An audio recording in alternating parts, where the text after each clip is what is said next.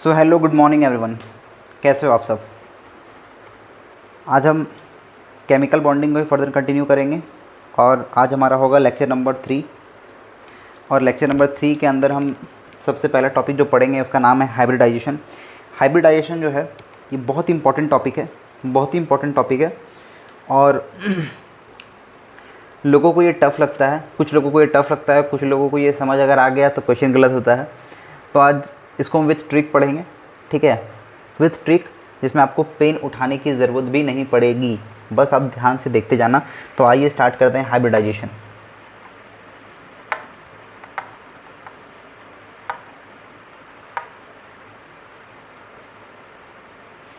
Hybridisation, ठीक है, hybridisation. Hybridisation कुछ पॉइंट लिख लेते हैं इसके। इसमें क्या होता है,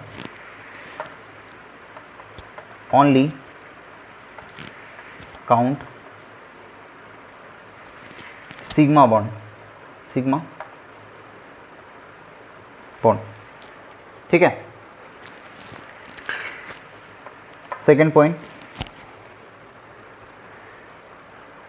hybridisation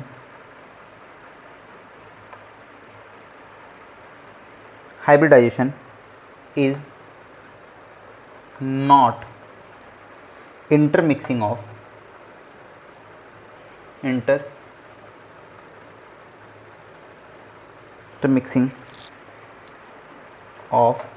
electron. It is intermixing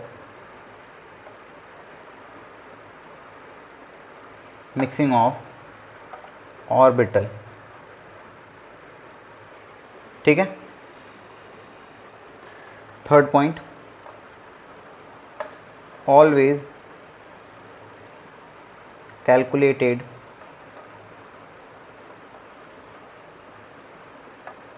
for central metal atom, CMA, ठीक है, सेंट्रल मेटल एटम, ठीक है। इसको नोट डाउन कीजिए।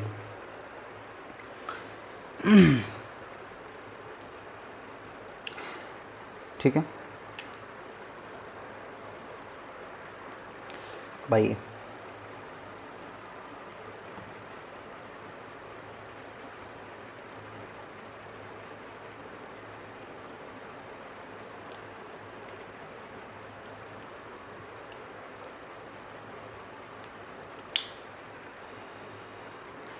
ठीक है। आइए एक पॉइंट लिखते हैं, ठीक है। ये अब जो भी होगा ना, अब जो भी आप लिखेंगे ये ट्रिक बना के लिखेंगे बॉक्स में, ठीक है। ये बहुत इंपॉर्टेंट ट्रिक है, बहुत इंपॉर्टेंट, ठीक है। आप जो भी लिखेंगे आप ट्रिक बना के बॉक्स में लिखेंगे। ट्रिक बना के आपको लिखना है, वैलेंस इलेक्ट्रॉन लिख लो। देखो सबसे पहले ये बनाओ, lithium, beryllium, boron, carbon, nitrogen, oxygen, fluorine,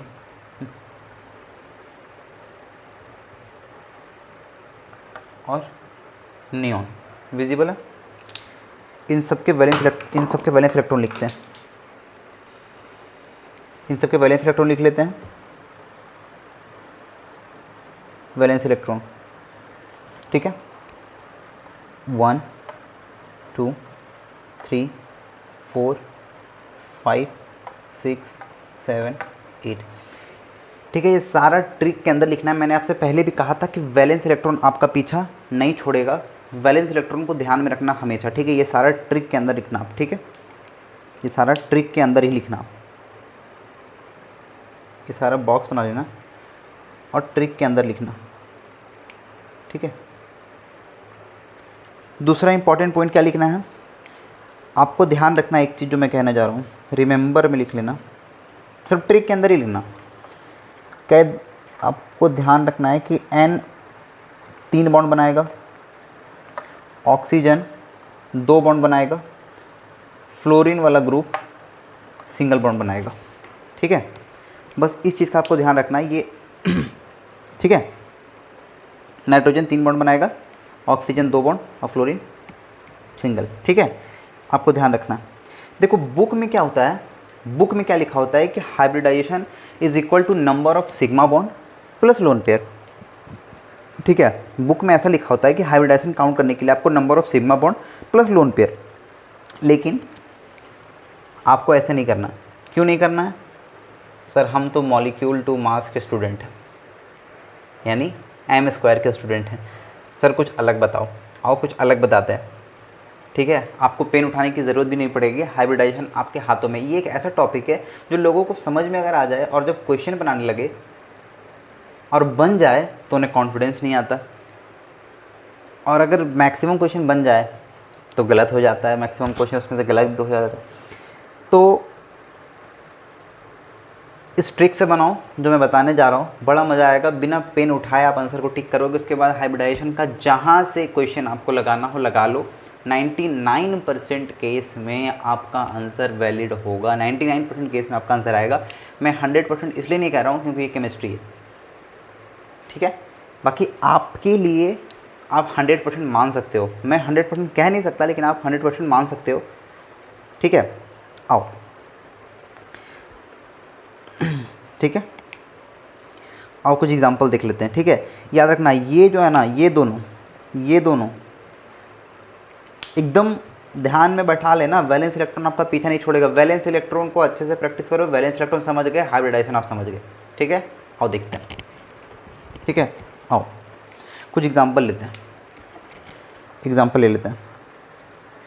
sir CH3 का बताओ। कुछ नहीं करना, कुछ नहीं करना, आपको स्ट्रक्चर नहीं बनाना। जिस तरह हाइब्रिडाइजेशन आपको बुक में लिखा होता है कि number of sigma bond plus lone pair, पहले आप स्ट्रक्चर बनाओगे, फिर सिग्मा बॉन्ड काउंट करोगे, फिर लोन पेयर काउंट करोगे, तब जाके आप लिखोगे। कुछ नहीं, कुछ नहीं करना, आपको कुछ नहीं करना। मैं बताता हूँ, अभी तो आप लिख भी लो। कार्बन लिखना, 3 हाइड्रोजन लिख दो, ठीक है। हाइड्रोजन के पास एक, ठीक है। कार्बन के पास वैलेंस इलेक्ट्रॉन 4, 1 2 3 4। ये इसके साथ बॉन्ड बनाएगा, इसके साथ बॉन्ड बनाएगा, ये इसके साथ बॉन्ड बना लेगा, बच गया एक हाइड्रोजन, ठीक है, ठीक है। SP सर ये जो है सर, इसको लेना है कि नहीं लेना है? हाँ, एक केस और देखो, एक केस देखो और सर CF3 रहेगा। देखना यहाँ पे, देखना, ये दोनों को समझाते हैं भी अच्छे से, ठीक है। CF एक इलेक्ट्रॉन, ठीक है। 1 2 3 4, ठीक है। अब देखो, एक बॉन्ड इससे बना लेगा, 1 2 3 4, बचेगा एक इलेक्ट्रॉन इसके पास, ठीक है भाई। ये इसके साथ बना लिया, इसके साथ, ये इसके साथ, बन गया एक ऑड इलेक्ट्रॉन। अब क्या होगा सर? spp। अब देखो सर, ऑड इलेक्ट्रॉन लेना है कि नहीं लेना है, आप बताओ। मैं कहूँगा लेना भी है और नहीं भी लेना है। सर ये क्या बात हुई? सर क्लियर कुछ तो बोलो, सर क्लियर बोलो, लेना है कि नहीं लेना है? लेना है, नहीं भी लेना है। मैं दोनों बोल रहा हूँ, लेना भी है, नहीं भी लेना है। देखो क्या लेना है, देखो आप नोट में लिखो, नोट में लिखो, नोट में। विजिबल है? विजिबल है? नहीं, विजिबल नहीं है, ठीक है। देखो यहाँ पे लिख लो नोट में। आओ नोट में मैं आपको नेक्स्ट स्लाइड पे बताता हूँ, पहले आप यहाँ लिख लो। देखो, हम ऑड इलेक्ट्रॉन को तभी लेंगे जब सराउंडिंग एटम हाइड्रोजन ना हो।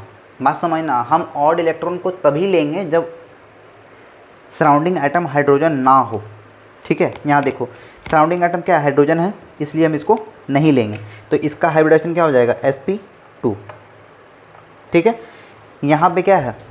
हाइब्रिडाइजेशन हम जो ये जो लेंगे, ये ऑड इलेक्ट्रॉन है, तो ऑड इलेक्ट्रॉन है, सराउंडिंग एटम हाइड्रोजन नहीं है, तो हम इसको भी काउंट करेंगे। तो इसका क्या हो जाएगा? sp3।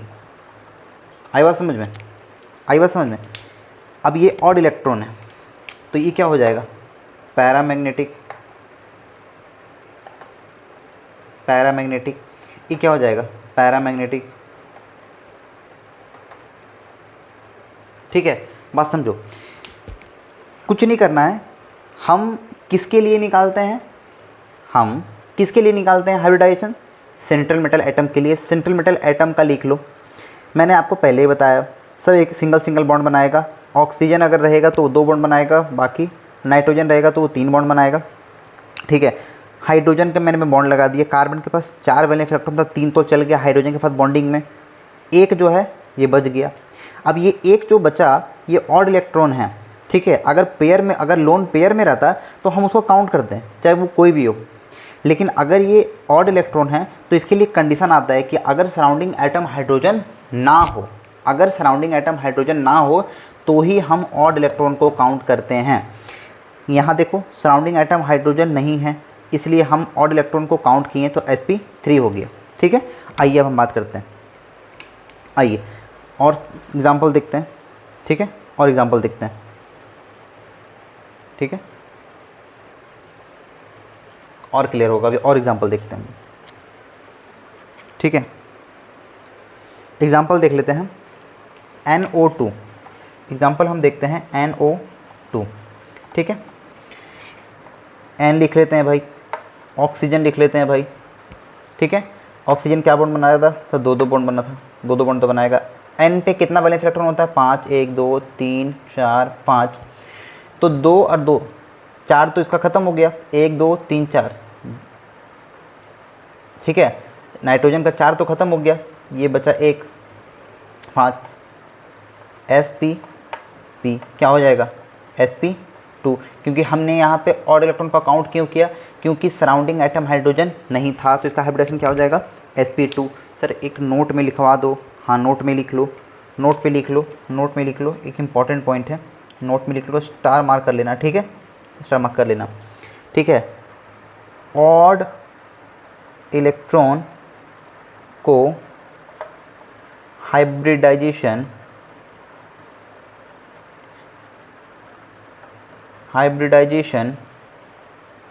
में तभी यूज़ करेंगे जब सराउंडिंग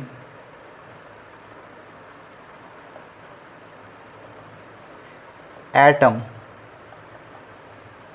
हाइड्रोजन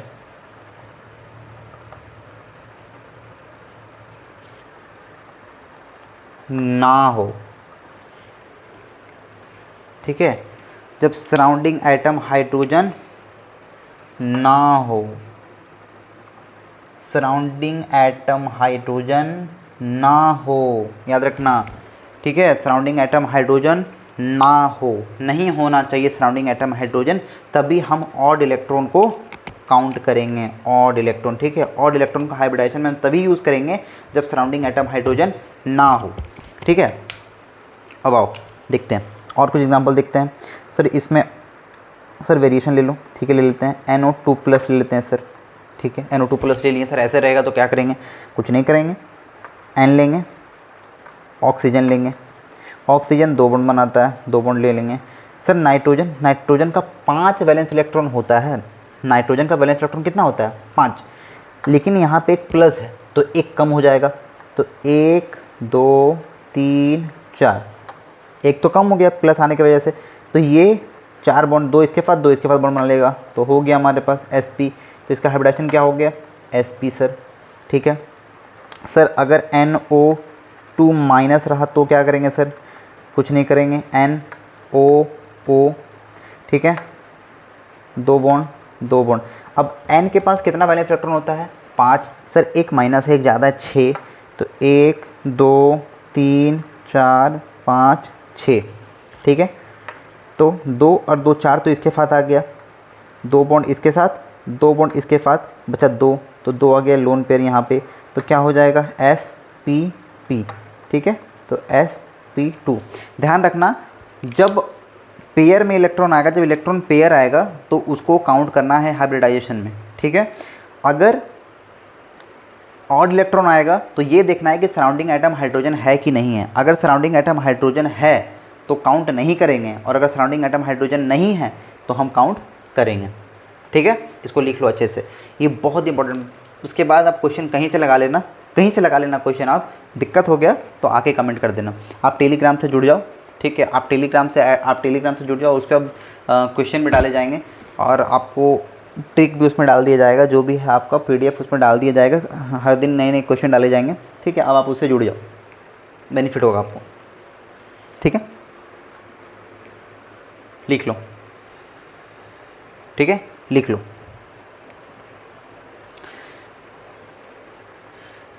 आप बस मॉलिक्यूल टू मास यानी M² के साथ जुड़े रहो, मज़ा आ जाएगा।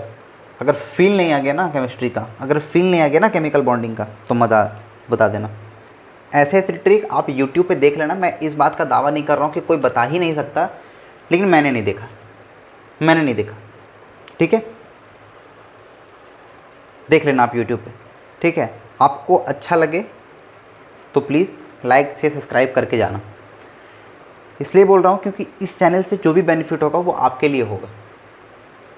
इस चैनल से जो भी बेनिफिट होगा मैं आपके लिए ही करूँगा, ठीक है। एक चीज़ देखते आ जाओ, एक लिख लो, name the type of hybridisation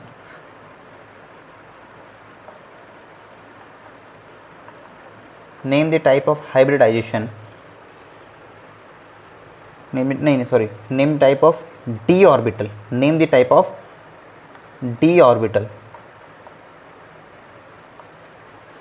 used in hybridization।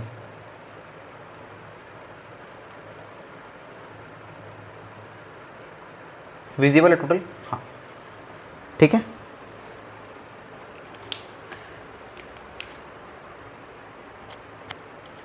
ठीक है, देखो sp3d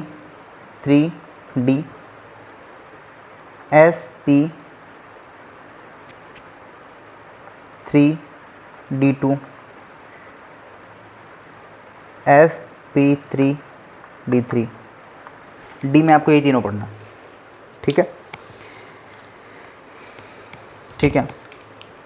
देखो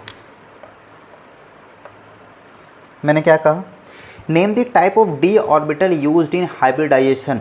कौन सा डी ऑर्बिटल यूज़ होगा हाइब्रिडाइजेशन में? अगर हमारा हाइब्रिडाइजेशन sp3d आया है, अगर हमारा हाइब्रिडाइजेशन sp3d आया है और तुमसे पूछा जाए कि इस sp3d में d का कौन सा ऑर्बिटल यूज़ हुआ है, तो हम क्या बोलेंगे?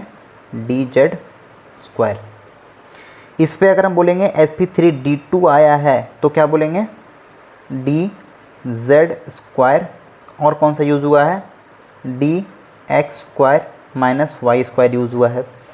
अगर हम ये बोलेंगे कि sp3d3 में कौन सा यूज़ हुआ है, तो dz² dx² माइनस y² और dxy, ठीक है। ये इम्पॉर्टेंट है, ठीक है। आपके PYQ में आ चुका है, आपके PYQ में ये आ चुका है, ये पूछ चुका है आपके PYQ में।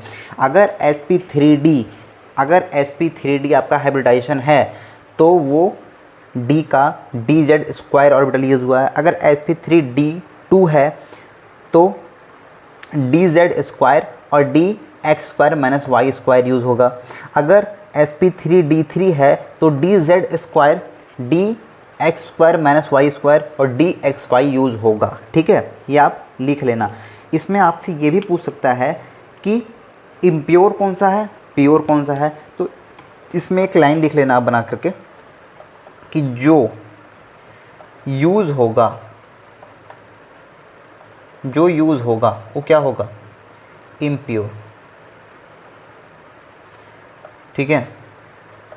जो यूज़ नहीं होगा वो क्या होगा? प्योर, ठीक है। इसमें पूछ सकता है आपसे कि इसमें से प्योर कौन सा है, इम्प्योर कौन सा है। तो ध्यान रखना कि जो यूज़ होगा वो इम्प्योर होगा और जो यूज़ नहीं होगा वो प्योर होगा। मतलब कि अगर sp3d में आपसे पूछेगा, दे देगा ऑप्शन, इसमें पूछेगा इसमें इम्प्योर कौन सा है, प्योर कौन सा है, तो sp3dz² जो है ये आपका यूज़ हो गया है, तो ये कौन सा होगा? आपका इम्प्योर होगा, जो यूज़ होगा वो इम्प्योर होगा, बाकी सब क्या होगा, प्योर होगा। इसमें से ये दोनों क्या होगा, जो यूज़ हो गया है इम्प्योर होगा, बाकी जो बचेगा वो प्योर होगा। sp3d3 में जो होगा ये क्या होगा, ये तीनों क्या होगा, इम्प्योर होगा, बाकी जो यूज़ नहीं होगा वो प्योर होगा। बस सिंपल से याद रखना, जो यूज़ होगा, जो यूज़ होगा वो इम्प्योर होगा, और जो यूज़ नहीं होगा वो प्योर होगा। ठीक है, लिख लो। ठीक है, आगे बढ़ते हैं।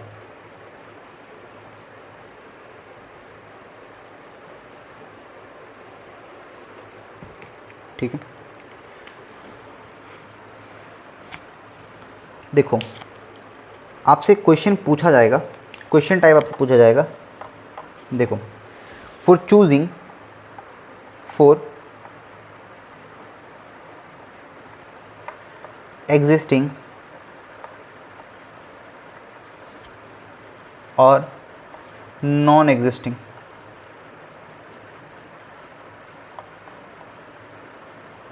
मॉलिक्यूल। ठीक है, फॉर एग्जिस्टिंग और नॉन एग्जिस्टिंग मॉलिक्यूल। सर कैसे पता लगाएंगे, हमको अगर मॉलिक्यूल दे दिया जाए, ठीक है, हमको मॉलिक्यूल दे दिया जाए और ये पूछे कि इसमें से एग्जिस्ट कौन सा मॉलिक्यूल करेगा, कौन सा नहीं करेगा। आपको ऑप्शन में 4 दे दिया जाए, 4 ऑप्शन, और पूछा जाए कि इसमें से कौन एग्जिस्ट करेगा, इसमें से कौन एग्जिस्ट नहीं करेगा। तो याद रखना, देखो आपको याद रखना है ट्रिक क्या है। ट्रिक पहला, जहाँ भी हाइब्रिडाइजेशन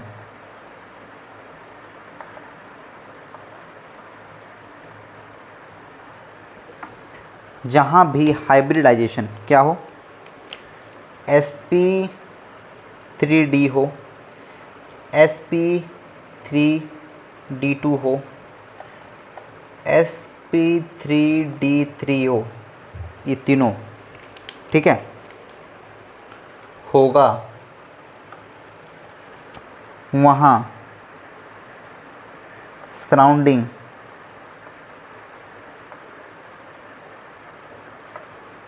एटम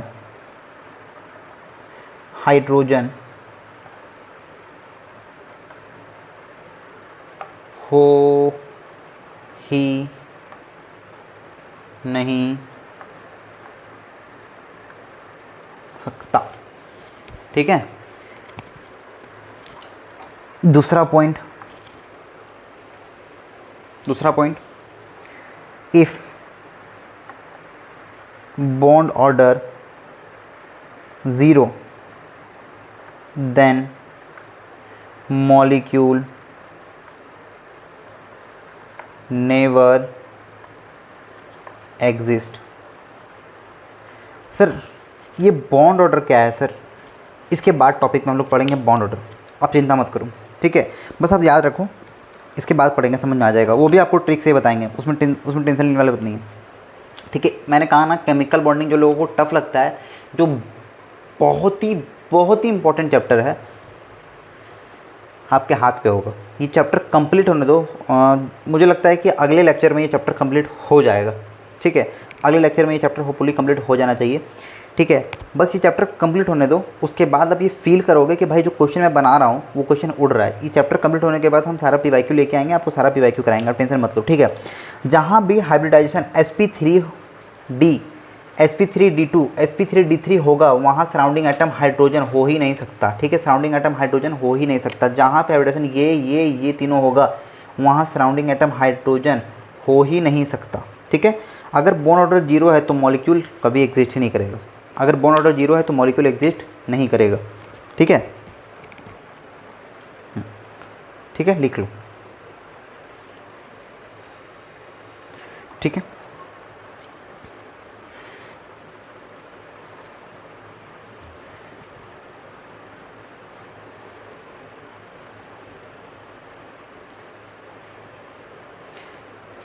एक पॉइंट आप लिख लो, मैं आपको बताता हूँ। देखो, 2 atom never participate in hybridisation,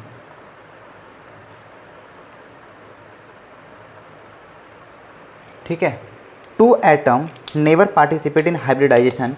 example हम बताते हैं, एग्जाम्पल जैसे देख लो, जैसे H2 हो गया, इसका हाइब्रिडेशन क्या हो, कुछ नहीं, P2, ठीक है, N2, इसका हाइब्रिडेशन क्या हो, कुछ नहीं, ठीक है, ये सब पार्टिसिपेट नहीं करेगा हाइब्रिडाइजेशन में, ठीक है। लिख लो,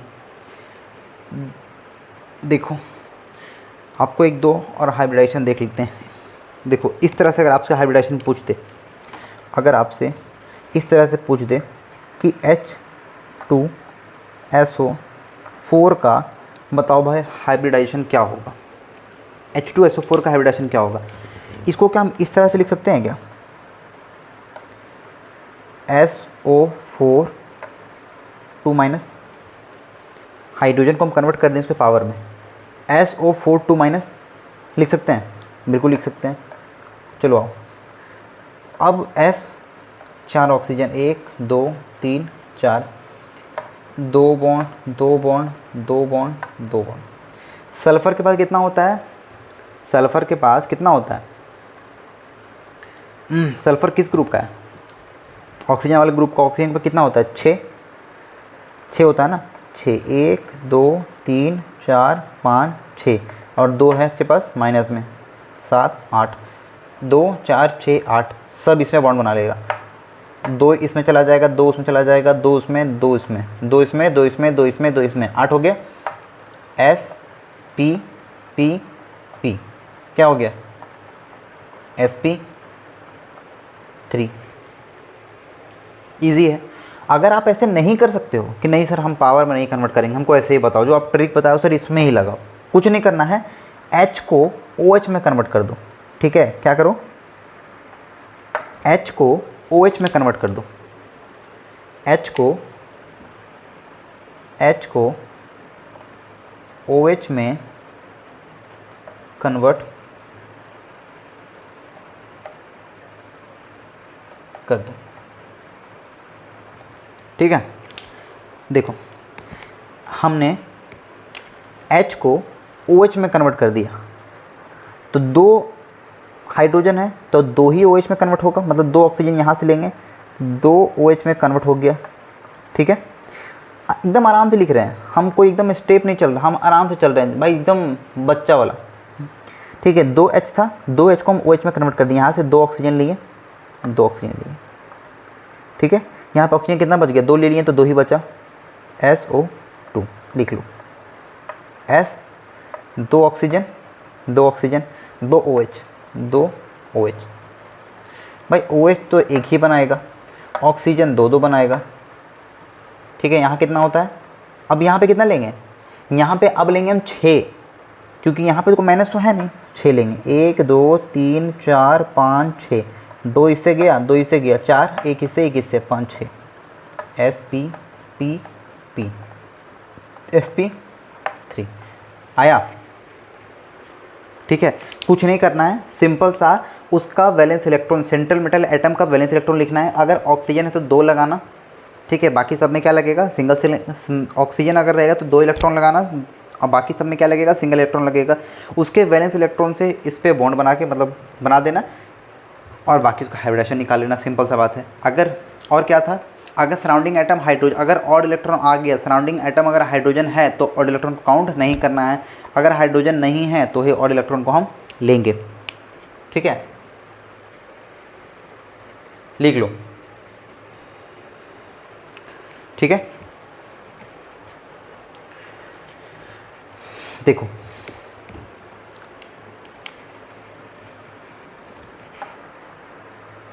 परसेंटेज ऑफ एस कैरेक्टर, ठीक है, SP3 SP2 और SP, हम एस कैरेक्टर निकालेंगे, परसेंटेज निकालेंगे। ऐसे देख लो 3 P है, 1 S है, टोटल कितना हो गया 4, तो 4 में से सिर्फ 1 का ले रहे हैं, तो कितना होगा 25% एस कैरेक्टर, 25% एस कैरेक्टर। इसमें कितना होगा, इसमें 3 ही हैं तो एक के लिए कितना हो जाएगा 33.33% S character.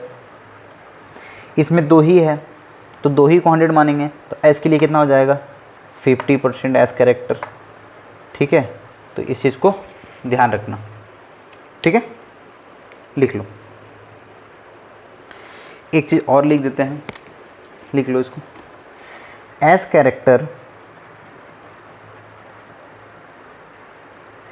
Character directly proportional to electronegativity. ठीक है, S character directly proportional to electronegativity, ये डायरेक्टली प्रोपोर्शनल का साइन है। ठीक है, S character directly proportional to electronegativity. ठीक है, तो जिसका एस कैरेक्टर जितना ज़्यादा वो उतना ज़्यादा इलेक्ट्रोनेगेटिव होगा। देखो सबसे ज़्यादा कौन होगा sp, उसके बाद sp2, उसके बाद sp3। ठीक है, तो ये हो गया इलेक्ट्रोनेगेटिविटी। ठीक है, जिसका एस कैरेक्टर जितना ज़्यादा वो उतना ज़्यादा इलेक्ट्रोनेगेटिव होगा। एक इलेक्ट्रोनेगेटिव का आप साइड में एक लिख लेना, आपसे पूछ सकता है जैसे FOCsp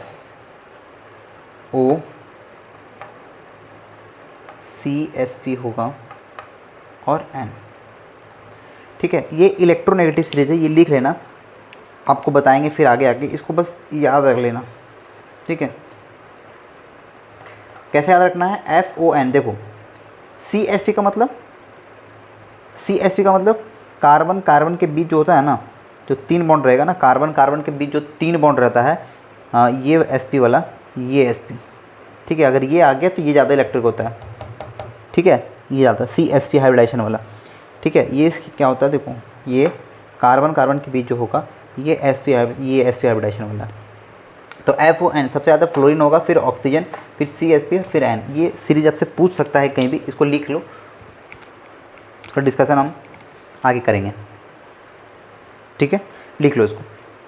आओ हम अपने एक और इम्पॉर्टेंट टॉपिक की तरफ बढ़ते हैं, इसका नाम है बॉन्ड ऑर्डर। ठीक है, इसका नाम है बॉन्ड ऑर्डर। इसको भी हम ट्रिक से ही ख़त्म करेंगे। ठीक है, इसको भी हम ट्रिक से ही करेंगे। Bond order,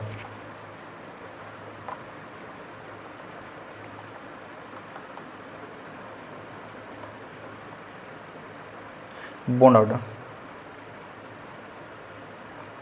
bond order.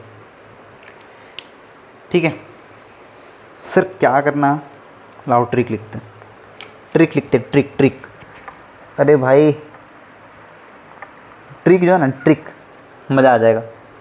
ठीक है, पहला ट्रिक सर क्या लिखें, काउंटिंग नंबर लिखते हैं। 1 2 पढ़े हो ना, वही लिखेंगे। ठीक है, आओ लिखते हैं, काउंटिंग नंबर लिखते हैं।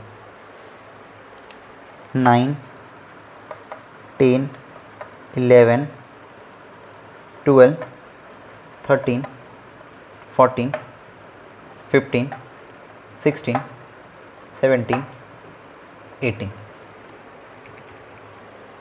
18। एक मिनट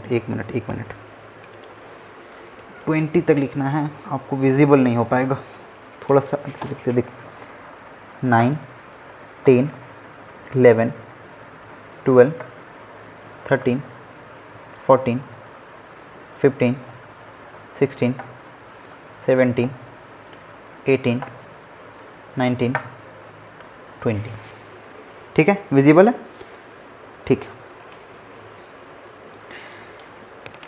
इतना याद रखना कि 14 पे, ये जो 14 है इस पे आपका बॉन्ड ऑर्डर जो होगा, हम शॉर्ट पे बॉन्ड ऑर्डर को BO लिखेंगे। ठीक है, इसका बॉन्ड ऑर्डर कितना होगा 3। और जैसे जैसे ये इधर जाएगा -0.5 माइनस करते जाना, और जैसे जैसे ये इधर जाएगा इसमें -0.5 माइनस करते जाना। ठीक है, ठीक है। दूसरा ट्रिक क्या है सर आपने 9 से 20 तक तो बता दिया, आपको 20 तक के अंदर ही आएगा, आप टेंशन ना लो, ठीक है। सर 9 से 20 तक तो आपने बता दिया, ठीक है, 9 से 20 तक तो आपने बता दिया सर। बाकी सर देखो 9 से 20 तक हो गया, ये देखते हैं, एक सेकंड भाई, मार्कर भी मेरा ना, देखो 1 2 3 4 5 6 7 8, ठीक है। इसके लिए देखो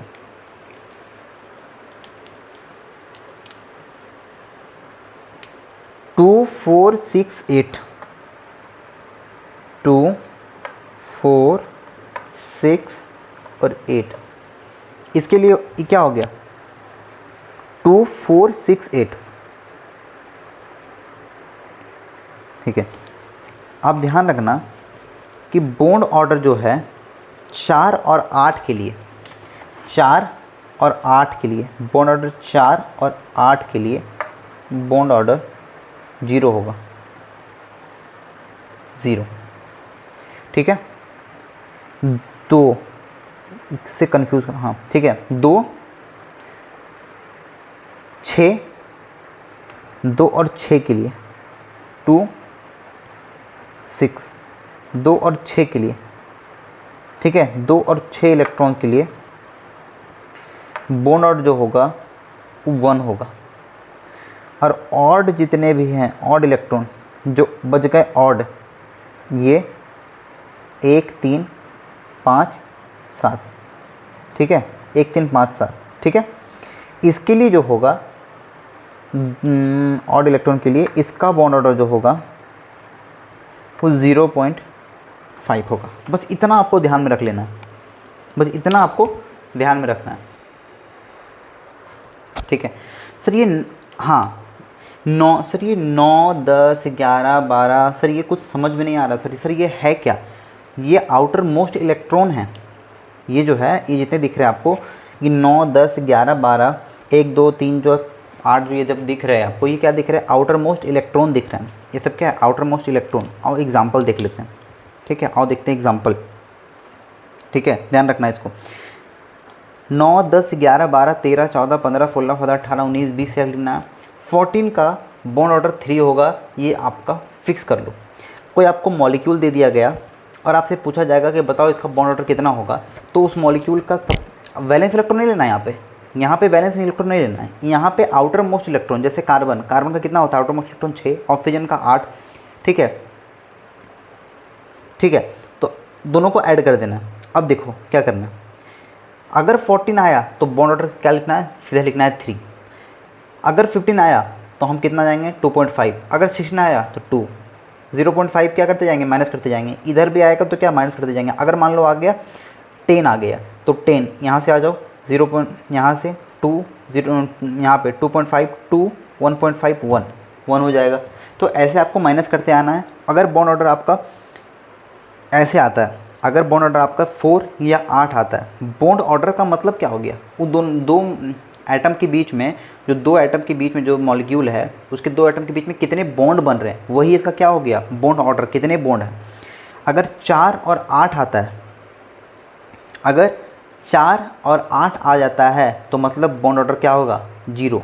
4 मॉलिक्यूल के बीच में अगर बॉन्ड ऑर्डर, अगर 4 बॉन्ड, अगर मॉलिक्यूल के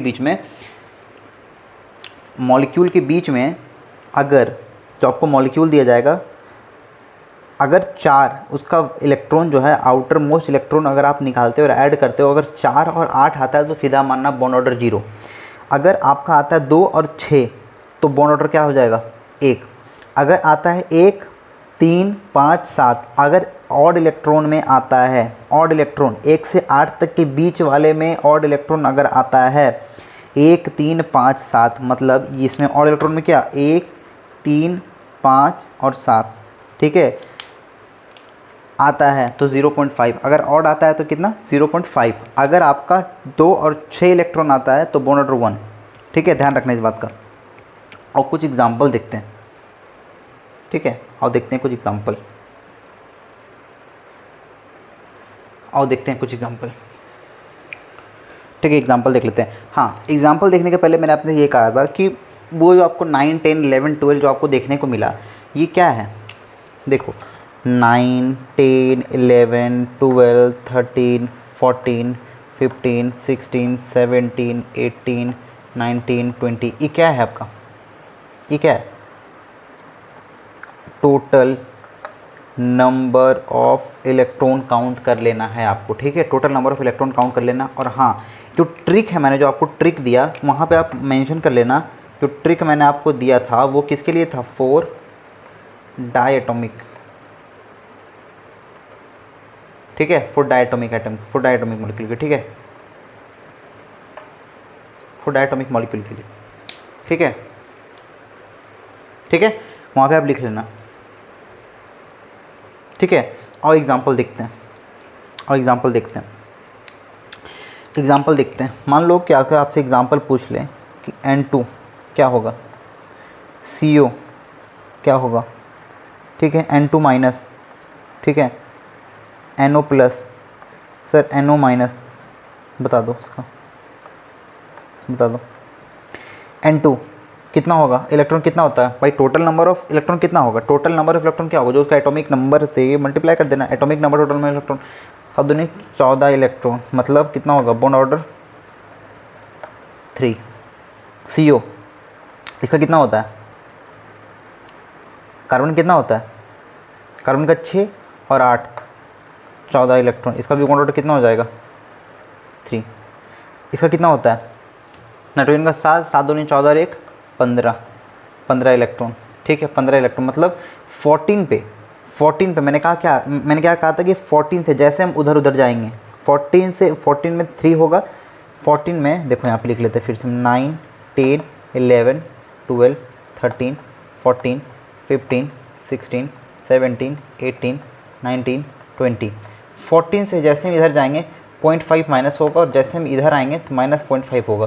तो यहाँ पे कितना आ रहा है मेरा? 15, मतलब 0.5 करो यहाँ पे माइनस, यहाँ पे कितना होता है? 3। तो यहाँ पे जैसे करेंगे क्या होगा? Bond order 2.5, bond order goes to 2.5। यहाँ पे क्या करते हैं, ये अब क्या होगा?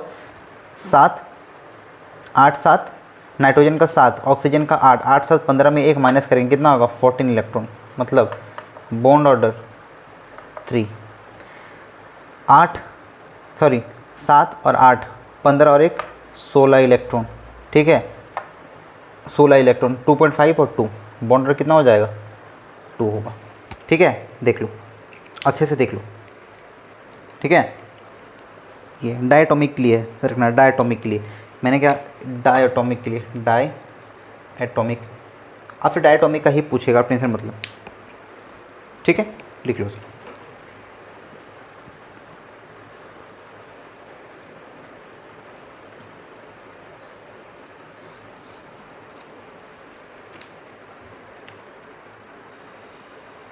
अब हम लोग देखते हैं नेक्स्ट टॉपिक हमारा होगा डाइपोल मोमेंट। ठीक है, तो आइए हम लोग स्टार्ट करते हैं डाइपोल मोमेंट। ठीक है, देखते हैं डाइपोल मोमेंट को हम लोग। ठीक है, डाइपोल मोमेंट, डाइपोल मोमेंट। ठीक है, डाइपोल मोमेंट, इसको हम रिप्रेजेंट करते हैं म्यू से। ठीक है, ये हम रिप्रेजेंट करते हैं म्यू से। ये क्या होता है? ये एक वेक्टर क्वांटिटी है, वेक्टर क्वांटिटी है। ये क्या है? Vector quantity. इसका यूनिट जो होता है वो होता है आपका DBi। ठीक है, DBi होता है। इसका वैल्यू जो होता है 10⁻⁻18 ESU सेंटीमीटर। ठीक है, अगर ये वेक्टर क्वांटिटी है तो इसका डायरेक्शन भी होगा, डायरेक्शन किधर होगा? टुवर्ड दी डायरेक्शन जो होगा, इसको रिप्रेजेंट करते हैं ऐसे, क्या लिखते हैं? Toward the electronegative atom. ठीक है, इलेक्ट्रोनेगेटिव एटम की तरफ का डायरेक्शन होता है। ठीक है, अगर हमारा म्यू बराबर 0 हुआ तो क्या बोलेंगे इसको हम लोग, नॉन पोलर मॉलिक्यूल। अगर म्यू बराबर नॉट 0, 0 नहीं होगा तो इसको हम लोग क्या बोलेंगे, पोलर मॉलिक्यूल। ठीक है, ठीक है, इसको लिख लो। ठीक है, इसको लिख लो। इसका जो एग्जांपल है ना, देखो जो मैंने आपको बताया ये डायरेक्शन वाला example toward the most electronegative वाला एग्जांपल, इसका जो एग्जांपल है देखो, मान लो Be है और Cl है, Cl। ठीक है, तो इसका डायरेक्शन जो होगा वो कैसे होगा, कि इधर इधर टुवर्ड द मोस्ट इलेक्ट्रोनेगेटिव, ये ऐसे रहेगा डायरेक्शन इसका। ठीक है, तो एक दूसरे को क्या करेगा, कैंसिल आउट करेगा और क्या हो जाएगा, 0 हो जाएगा। ठीक है, ठीक है। और इसका कुछ रूल देखते हैं, डाइपोल मोमेंट का कुछ रूल देखते हैं, कुछ रूल, बस रूल देखना है आपको, रूल को अच्छे से ध्यान में रखना है। ठीक है, आपको रूल्स को अच्छे ध्यान रखना है। Rule number 1, rule number 1, rule 1। ठीक है, rule number 1, if molecule formed from same atom then dipole moment बराबर 0। ठीक है, ध्यान रखना, अगर molecule form from same atom, अगर सेम एटम है तो क्या होगा, dipole moment 0। Example N2 same है, O2, Cl2, P4, ठीक है, S8। अगर सेम है एटम, अगर मॉलिक्यूल सेम एटम से बना है तो डाइपोल मोमेंट क्या होगा, 0 होगा। रूल्स याद रखना, कहीं नहीं फंसोगे, देख के उड़ाओगे। रूल नंबर 2, ठीक है, रूल 2। ठीक है, if central metal atom lone pair बराबर 0, अगर सेंट्रल मेटल एटम के पास लोन पेयर 0 है, या एंड, ठीक है, याद रखना, अगर सेंट्रल मेटल एटम के पास लोन पेयर 0 है and attached atom, attached atom same है, विजिबल है। अगर सेंट्रल मेटल एटम के पास, अगर सेंट्रल मेटल एटम के पास लोन पेयर 0 है और अटैच्ड एटम सेम है तो क्या होगा, 0। तो डाइपोल मोमेंट क्या होगा, 0 होगा। ठीक है, अगर सेंट्रल मेटल एटम का लोन पेयर 0 है और अटैच्ड एटम सेम है तो उस केस में भी डाइपोल मोमेंट हमारा क्या होगा, 0 होगा। ठीक है, लिख लो, रूल नंबर अब 3 लिखते हैं हम लोग। ठीक है, आपको 4 रूल है, 4 रूल को आपको ध्यान में रखना है। ठीक है, रूल नंबर 3, रूल नंबर 3 क्या है, rule number 3, if central metal atom के पास लोन पेयर बराबर 1, अगर एक लोन पेयर है देन म्यू बराबर 0 कभी नहीं होगा। ठीक है, कभी नहीं होगा, ध्यान रखना। अगर एक लोन पेयर है सेंट्रल मेटल एटम के पास तो नहीं होगा। ठीक है, एग्जाम्पल NH3 PCl3 एक लोन पेयर है, SF4 एक लोन पेयर है, SO2 एक लोन पेयर है। इन सब का क्या होगा, म्यू कभी ज़ीरो नहीं होगा क्योंकि इसके ऊपर लोन पेयर है। अच्छा, पिछले वाले में मैंने एग्जांपल नहीं दिया ना आपको, रूल नंबर 2 में अगर सेंट्रल मेटल एटम, आप उसमें लिख लो, एक सेकेंड आप रूल लिख लो वहाँ पे, रूल 2 वाले पे जो मैंने लिखा ना उस पर आप एग्जाम्पल लिख लेना, ठीक है। जो पीछे में लिखाया आप उसमें एग्जाम्पल लिख लेना। क्या बताया था मैंने उसमें आपको, अगर सेंट्रल मेटल एटम के पास एक लोन पेयर 0 है और अटैच एटम सेम है तो क्या होगा, 0। जैसे कि CO2 अटैच एटम सेम है, 0 लोन पेयर है।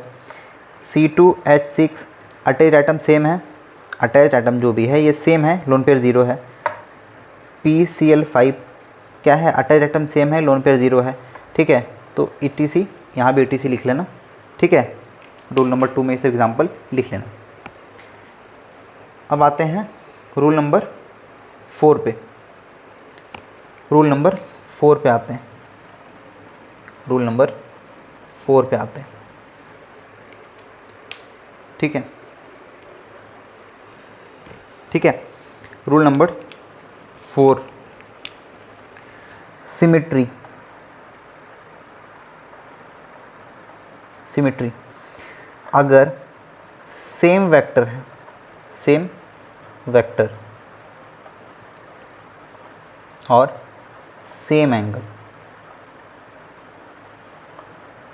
सर सेम वेक्टर कहने का क्या मतलब हो गया, सेम वेक्टर से कहने का मतलब होता है सेम कोवेलेंट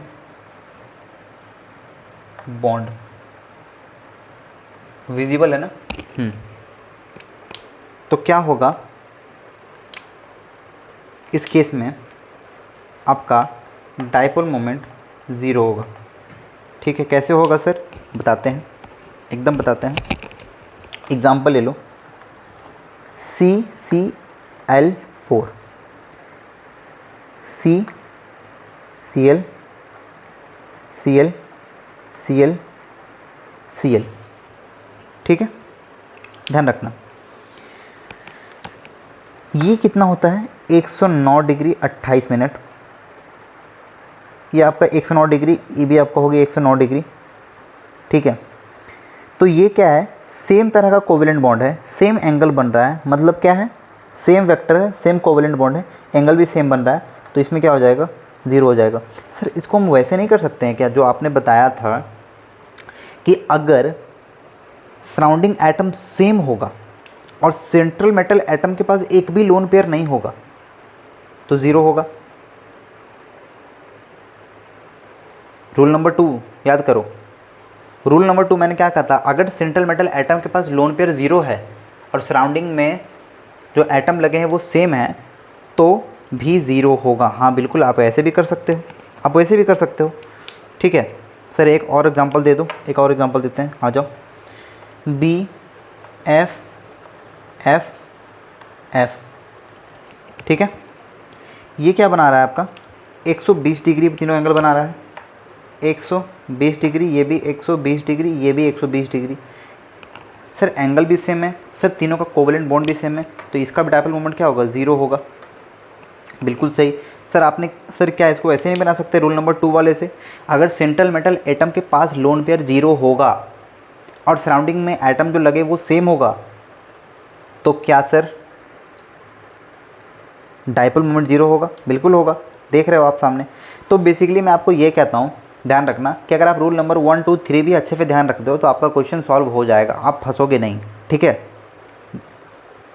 टेंशन लेने वाली कोई बात नहीं है, आप अगर रूल नंबर 3 भी याद रखते हो तो फंसोगे। देखो ये क्या होता है ना, देखो इसमें होता क्या है, देखो ये तो मैंने क्या कहा था, मैंने जो कहा था, मैंने क्या कहा था, देखो क्या होता है, देखो ये कैसे एक दूसरे को कैंसिल आउट, 0 कैसे होता है सर, देखो देखो स्ट्रक्चर में देखो, मैंने क्या कहा था कि मोस्ट इलेक्ट्रोनेगेटिव की तरफ डाइपोल मोमेंट का स्ट्रक्चर होता है, डायरेक्शन जो होता है किधर होता है, लेस इलेक्ट्रोनेगेटिव से मोस्ट इलेक्ट्रोनेगेटिव की तरफ।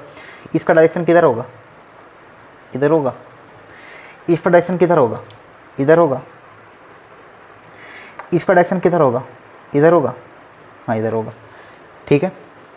ये दोनों मिल के एक रिजल्टेंट प्रोड्यूस करेगा ये, और ये दूसरे एक, जब ये दोनों मिल के इसका रिजल्टेंट दे दिया ये, तो ये तो हट गया, और ये दोनों मिल के दूसरे को कैंसिल आउट कर देगा, 0।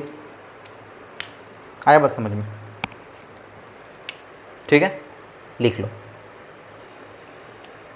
ठीक है। एक बार सुन लो अच्छे से, रूल सुन लो, 1 सेकंड, हाँ लिख लो, ठीक है। अच्छे से रूल सुन लो एक बार, मैं फिर से बोल देता हूँ, अब लिखो। रूल नंबर फर्स्ट मैंने क्या कहा था कि अगर मॉलिक्यूल सेम एटम से बने हैं, जैसे N2 O2 Cl2 P4 acid, मैंने एग्जांपल दिया था, अगर मॉलिक्यूल सेम एटम से बने हैं तो डायपोल मोमेंट 0। दूसरा रूल मैंने कहा था कि अगर सेंट्रल मेटल एटम के पास लोन पेयर 0 है और सराउंडिंग एटम सेम है, जो उससे अटैच्ड एटम है वो सेम है, तो भी डायपोल मोमेंट 0, ठीक है। रूल नंबर थर्ड मैंने कहा था कि अगर सेंट्रल मेटल एटम के पास एक भी लोन पेयर है, मतलब सॉरी, अगर सेंट्रल मेटल एटम के पास एक लोन पेयर है, ठीक है, और सराउंडिंग एटम आपका कुछ भी हो, अगर लोन पेयर एक है तो डायपोल मोमेंट 0 नहीं होगा। क्यों नहीं होगा? उस एक लोन पेयर को कैंसिल आउट करने के लिए कोई होना भी तो चाहिए। जब तक टोटल कैंसिल आउट नहीं होगा डायपोल मोमेंट, वो 0 नहीं होगा। अगर उसके पास एक लोन पेयर है यानी कि वो कैंसिल आउट नहीं होगा, उसका डायपोल मोमेंट 0 नहीं होगा, ठीक है। फोर्थ मैंने क्या कहा? सिमेट्री। सिमेट्री में क्या होगा? अगर आपका वेक्टर सेम है यानी कि कोवेलेंट बॉन्ड सेम है और अगर आपका एंगल सेम है तो भी डायपोल मोमेंट 0 होगा, ठीक है, लिख लो। आइए कि क्वेश्चन करते हैं, बहुत इंपॉर्टेंट क्वेश्चन है जो हर कोई कराता है, ठीक है। NH3 और NF3 में दोनों में डायपोल मोमेंट ज़्यादा किसका है? ठीक है, डायपोल मोमेंट ज़्यादा किसका है? आओ देखते हैं किसका है, देख लेते हैं। इसके लिए स्ट्रक्चर बनाना पड़ेगा। देखो NH, देखो N के पास एक लोन पेयर, ठीक है, एक लोन पेयर होता है, 3 H H H, ठीक है। N एक lone pair F F F, ठीक है। मैंने क्या कहा था? इलेक्ट्रोनेगेटिव की तरफ क्या होगा? डायरेक्शन किधर होगा? इलेक्ट्रोनेगेटिव की तरफ, ठीक है। तो इसका डायरेक्शन किधर होगा? N से ऊपर की तरफ। इसका डायरेक्शन किधर होगा? N ज़्यादा इलेक्ट्रोनेगेटिव कि H N, तो N की तरफ डायरेक्शन होगा। इसका किधर होगा? N की तरफ होगा। ये किधर होगा? N की तरफ होगा, ठीक है सर। आइए देख लेते हैं। फ्लो N में और लोन पेयर में ज़्यादा इलेक्ट्रोनेगेटिव है सर, ये। N और F में ज़्यादा इलेक्ट्रोनेगेटिव कौन है सर? F। इसमें F, इसमें F। तो सर डायपोल मोमेंट ज़्यादा किसका होगा? ठीक है, हम बोलेंगे कि डायपोल मोमेंट जो है सबसे ज़्यादा जो होगा वो NH3 का होगा। क्यों सर? ध्यान से देखना, इस N में ऐड हो रहा है, N से जा रहा है एक, लेकिन N में ऐड हो रहा है 3। यहाँ पे सब N से जा रहा है, ठीक है, N से सब निकल रहा है, N के पास ऐड नहीं हो रहा है, सब N से क्या हो रहा है? दूर जा रहा है, N के पास कोई नहीं आ रहा है। तो इसमें कुछ ऐड हो रहा है, इससे कुछ निकल रहा है, इससे सारा निकल रहा है और N में कुछ ऐड हो रहा है। तो N का डायपोल मोमेंट जो होगा, N का NH3 का जो डायपोल मोमेंट होगा वो क्या होगा? NF3 से ज़्यादा होगा, ठीक है, लिख लो, ठीक है। एक नोट करके लिख लेना। चलो इसको लिख लो, सब लिखाते हैं, इसको मिटा लेते हैं। एक नोट करके लिखो, नोट करके लिखो। इफ़, विजिबल है ना? If molecule belongs to same group, then dipole moment decrease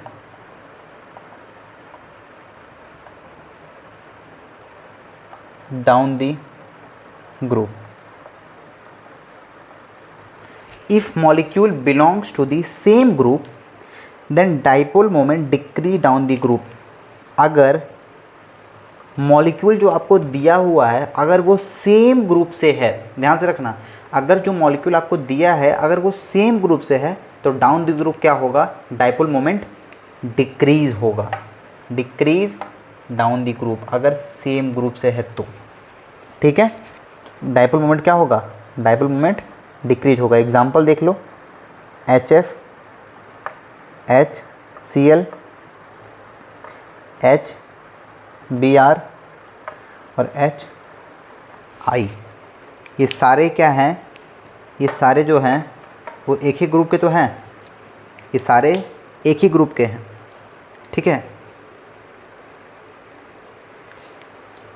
HF HCl HBr HI ये सारे ग्रुप 17 के एलिमेंट हैं, तो डाउन द ग्रुप क्या होगा, डिक्रीज करेगा डाइपोल मोमेंट, इस बात का आपको ध्यान रखना, ठीक है।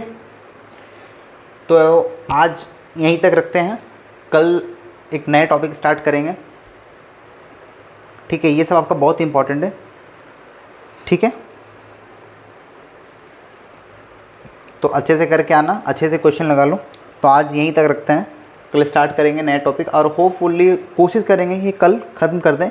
और अगर एक आध टॉपिक अगर बच जाता, कोशिश यही करेंगे कल ख़त्म कर देगा, अगर एक आध टॉपिक बच जाता है तो उसको हम लोग नेक्स्ट लेक्चर में कर लेंगे, लेकिन होपफुली ज़्यादा चांस है कि कल ख़त्म हो जाएगा, ठीक है। चलो, थैंक यू।